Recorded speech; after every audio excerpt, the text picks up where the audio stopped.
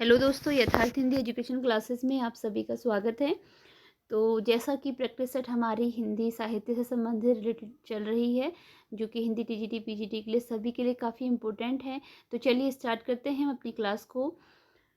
आज का पहला प्रश्न है, क्षत्रिय क्षत्रिय सुनो, अब तो कुयस की कालिमा को मिटा दो, निज देश को जीवन तन मन तथा धन भेंट दो। वैश्यो सुनो, व्यापार सारा मिट चुका है देश का, सब धन विदेशी हर रहे हैं, पर है क्या क्लेश का।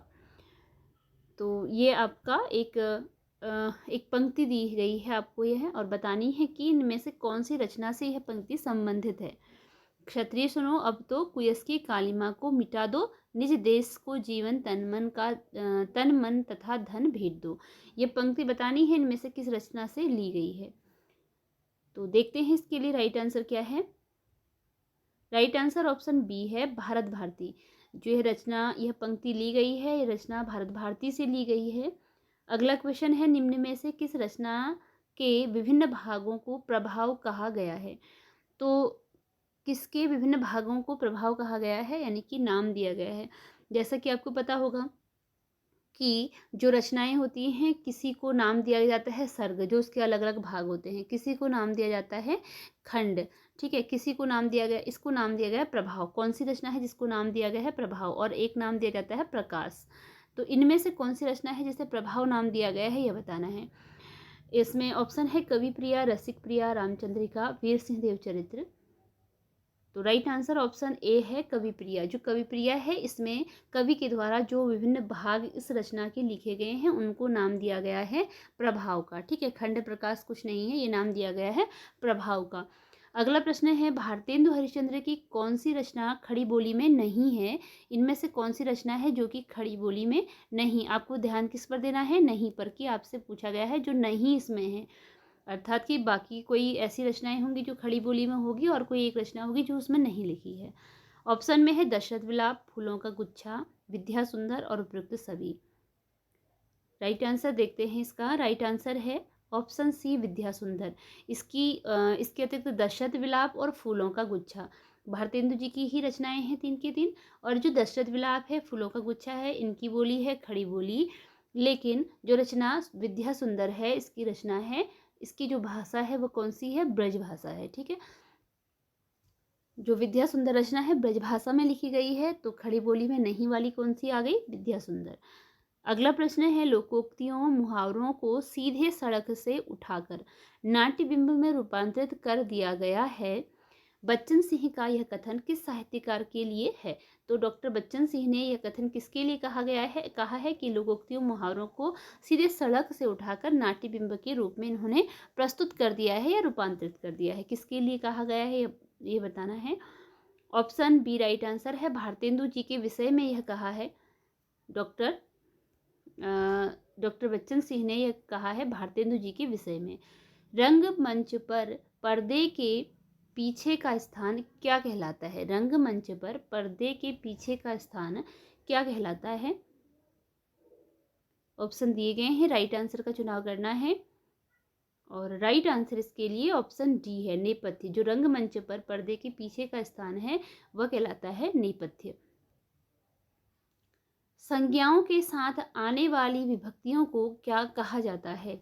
जो संज्ञाओं के साथ विभक्तियां आती हैं उन्हें क्या कहा जाता है, संश्लिष्ट, विश्लिष्ट, श्लिष्ट, या इनमें से कोई नहीं। संज्ञाओं के साथ आने वाली विभक्तियों को क्या कहा जाता है। राइट आंसर इसके लिए ऑप्शन बी है, विश्लिष्ट कहा जाता है, जो संज्ञाओं के साथ विभक्ति आती है। अगला है, जीत की हार। जीत की हार कहानी के लेखक कौन है। जीत की हार, एक रचना का नाम अभी ऐसे भी है, हार की जीत। एक रचना का नाम है हार की जीत, और ये रचना है जीत की हार। आपको बताना है कि जीत की हार रचना के लेखक कौन है। तो हार की जीत रचना किसकी है, इसे कमेंट कीजिएगा। इसके लिए राइट आंसर क्या है, ये आपके लिए एक वर्क हो जाएगा। तो देखते हैं जीत की हार कहानी के लेखक कौन है। राइट आंसर ऑप्शन डी है, यशपाल। यशपाल रचना के लेखक हैं जीत की हार कहानी के। अगला प्रश्न है, देसी नाममाला ग्रंथ है। जो देसी नाममाला ग्रंथ है यह किससे संबंधित ग्रंथ है। काव्य संग्रह है, कोशं ग्रंथ है, अलंकार ग्रंथ है या व्याकरण ग्रंथ है? इसका राइट आंसर है ऑप्शन बी, कोश ग्रंथ है। देसी नाममाला ग्रंथ जो है यह एक कोश ग्रंथ है।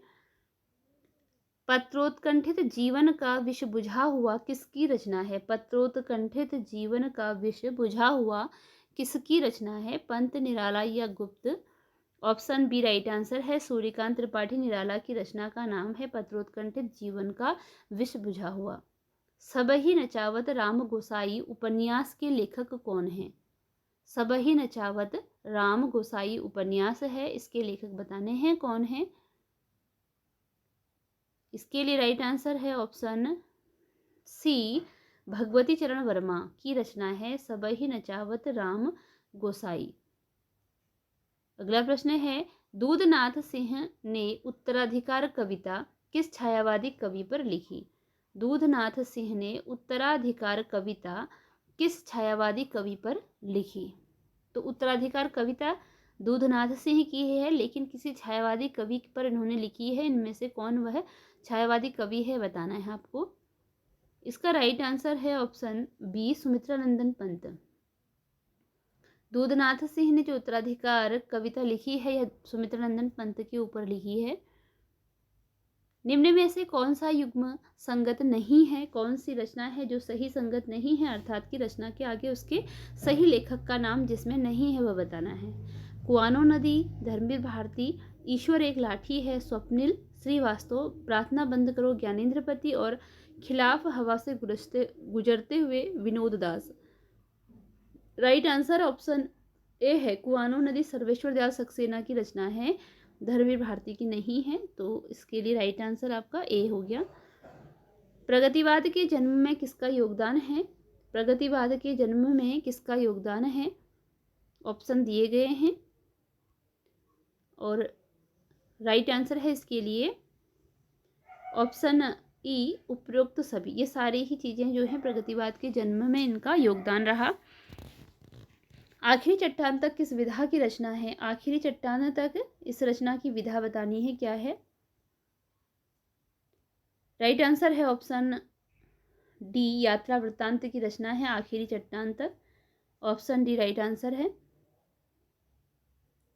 गेहूं बनाम गुलाब के लेखक निम्न में से कौन है? गेहूं बनाम गुलाब के लेखक कौन है? राइट आंसर है ऑप्शन डी, रामवृक्ष बेनीपुरी की रचना है गेहूं बनाम गुलाब, रामवृक्ष बेनीपुरी। डॉक्टर बच्चन का निशा निमंत्रण, यहाँ पर निशा का निशान हो गया है, ये निशा है, ठीक है। डॉक्टर बच्चन का जो निशा है यहाँ पर है निशा निमंत्रण अत्याधुनिक इसलिए है कि उसमें जिस उन्माद से यथार्थ के प्रति भावात्मक रिश्ते का दिग्दर्शन कराया गया है वह हिंदी साहित्य जगत में दुर्लभ है। यह कथन किसका है? राइट आंसर है इसमें ऑप्शन डी, मुक्तिबोध का यह कथन है। ऑप्शन डी राइट आंसर है इसके लिए, मुक्तिबोध। श्रीलाल शुक्ल के उपन्यास राग दरबारी का रंगनाथ की वापसी शीर्षक से रूपांतरण किसने किया?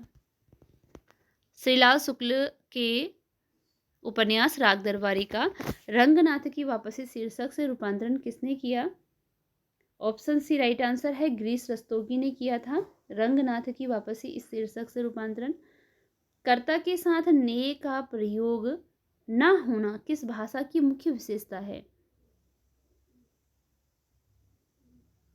राइट आंसर ऑप्शन ए है, पूर्वी हिंदी की मुख्य विशेषता है। यह प्रेम को पंथ कराल महा तलवार की धार पर धावनो है पंक्ति में कौन सा अलंकार है? अलंकार पूछा गया है आपसे इसमें कि कौन सा अलंकार है। राइट आंसर ऑप्शन डी है, निदर्शन अलंकार है इसमें। ऑप्शन डी राइट आंसर है, निदर्शन अलंकार है। जगदम्बा बाबू गांव आ रहे हैं कहानी संग्रह किस कथा लेखिका का है? जगदम्बा बाबू गांव आ रहे हैं कहानी संग्रह है ये। राइट आंसर ऑप्शन डी है, चित्रा मुदगल का यह कहानी संग्रह है जगदम्बा बाबू गांव आ रहे हैं, चित्रा मुदगल। इनमें से किस कवि ने सतसई की रचना नहीं की? कौन से कवि हैं जिन्होंने सतसई की रचना नहीं की है इनमें? ऑप्शन डी राइट आंसर है, बेनी प्रवीण। आचार्य शुक्ल ने बिहारी की भाषा के बारे में क्या लिखा है? शुक्ल जी ने बिहारी की भाषा के बारे में कौन सा अपना कथन दिया है? बिहारी की भाषा चलती होने पर भी साहित्यिक है। शुक्ल जी का यह कथन है कि बिहारी की भाषा चलती होने पर भी साहित्यिक है। निम्नलिखित में कौन सा नाटक प्रेमचंद्र के प्रसिद्ध उपन्यास पर आधारित है? इनमें से कौन सा नाटक है जो कि प्रेमचंद्र के प्रसिद्ध उपन्यास पर आधारित है? राइट आंसर ऑप्शन सी है, सूरदास। जो नाटक है यह प्रसिद्ध प्रेमचंद्र के एक उपन्यास पर आधारित है। यह निम्न में से किस उपन्यास में आदिवासियों की समस्या का चित्रण किया गया है? कौन सा उपन्यास है जो आदिवासियों की समस्या पर वर्णित लिखा गया है, इसका वर्णन करता है? राइट आंसर ऑप्शन डी है, ग्लोबल गांव के देवता। ऑप्शन डी राइट आंसर है, ग्लोबल गांव के देवता। ये आदिवासियों की समस्या पर चित्रित है, वर्णित है। मछली मरी हुई निम्न में से किसकी रचना है? मछली मरी हुई किसकी रचना है? इसका राइट आंसर है ऑप्शन ए, राजकमल चौधरी की रचना है मछली मरी हुई, राजकमल चौधरी। प्रलय सृजन, रचना का नाम है प्रलय सृजन, किसकी रचना है? प्रलय सृजन के लेखक बताने हैं और राइट आंसर ऑप्शन डी है, शिवमंगल सिंह सुमन की रचना है प्रलय सृजन। ऑप्शन डी राइट आंसर है, शिवमंगल सिंह सुमन। निम्न में से कौन सी रचना अयोध्या सिंह उपाध्याय की नहीं है? जो नहीं है वह बतानी है। अयोध्या सिंह उपाध्याय की जो रचना नहीं है, राइट आंसर इसमें है ऑप्शन ए, कविता कौमुदी इनकी रचना नहीं है। वैदेही वनवास, चुभते चौपते चौखे चौपदे ये इनकी रचनाएं हैं। संस्कृति के 4 अध्याय में रामधारी सिंह दिनकर ने रविंद्रनाथ टैगोर और मोहम्मद इकबाल को किस रूप में वर्णित किया है? संस्कृति के 4 अध्याय रामधारी सिंह दिनकर की रचना का नाम है। तो इसमें इन्होंने रविन्द्रनाथ टैगोर मोहम्मद इकबाल को किस रूप में वर्णित किया है? राइट आंसर है ऑप्शन बी, नवोत्थान के कवि के रूप में इन्होंने वर्णित किया है इन्हें, नवोत्थान के कवि के रूप में। प्रकाशमान पुच्छल तारा कहकर किस रचना की आलोचना हुई है? राइट आंसर है इसके लिए ऑप्शन बी, शेखर एक जीवनी जो रचना है इसका प्रकाशमान पुच्छल तारा कहकर इसकी आलोचना की गई। शुक्ल जी ने किसे एक अत्यंत अभ्यस्त अनुवादक कहा है? शुक्ल जी ने किसे एक अत्यंत अभ्यस्त अनुवादक कहा है? राइट आंसर है ऑप्शन डी, काशीनाथ खत्री को शुक्ल जी ने अत्यंत अभ्यस्त अनुवादक कहा है, काशीनाथ खत्री को। सूनी घाटी का सूरज उपन्यास के लेखक कौन है? सूनी घाटी का सूरज उपन्यास विधा की रचना है, लेखक कौन है? ऑप्शन डी राइट आंसर है, श्रीलाल शुक्ल हैं सूनी घाटी का सूरज रचना के लेखक। निम्न में से कौन सी रचना पांडेय वेचन शर्मा उग्र द्वारा नहीं लिखी गई? जो नहीं लिखी गई वह बतानी है। दिल्ली का कलंक इसके लिए राइट आंसर है, ऑप्शन ए, दिल्ली का कलंक। यह पांडेय वेचन शर्मा उग्र द्वारा लिखी गई रचना नहीं है। इसके अतिरिक्त बुधवा की बेटी, दिल्ली का दलाल और चंद हसीनों के खरतूत इनकी रचनाएं हैं। दिल्ली का कलंक किसकी रचना है? दिल्ली का कलंक किसकी रचना है? इसके लिए जो राइट आंसर है वो ऑप्शन ए है, ऋषभ चरण जैन की रचना है दिल्ली का कलंक। किसने उपन्यासकार और कहानीकार की तुलना क्रमशः बैलगाड़ी और हवाई जहाज से की है? उपन्यासकार और कहानीकार की तुलना। राइट आंसर है ऑप्शन डी, डॉक्टर गणपति चंद्र गुप्त ने की है। ऑप्शन डी राइट आंसर है। इसी के साथ ये वीडियो यहीं पर एंड होती है। मिलते हैं अगली वीडियो में कुछ नए प्रश्नों के साथ। अगर चैनल पर नए हैं तो चैनल को सब्सक्राइब जरूर कीजिएगा। धन्यवाद।